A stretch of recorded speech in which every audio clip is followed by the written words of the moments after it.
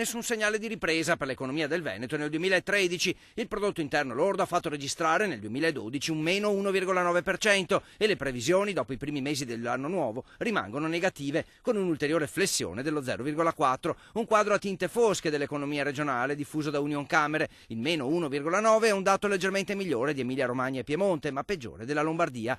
A pesare il calo dei consumi delle famiglie e degli investimenti, ma anche la perdita del lavoro. In Italia ci sono ogni giorno 600 persone che vanno in difficoltà. A fine 2013 i poveri sfioreranno i 4 milioni. Qualche speranza per il futuro?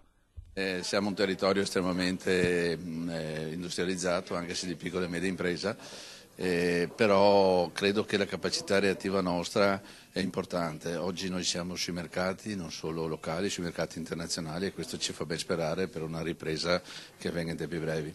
Quanto ai settori, fatica l'export, tiene il turismo, situazione grave per l'artigianato e il mercato delle costruzioni, fermo ormai da tempo, perdite ingenti anche nell'industria manifatturiera e per la prima volta nel settore alimentare. Non soltanto ai piccoli negozi, ma anche, questa è la prima volta, relativamente ai supermercati, dove addirittura il dato è vicino all'8%, un calo all'8%, questo sia nel settore alimentare che nel settore non alimentare.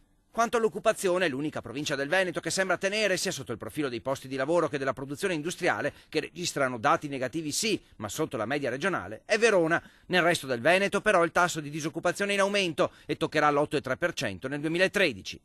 La mia considerazione è che sarebbe già un circolo virtuoso se riuscissimo a recuperare i cassaintegrati. Ecco.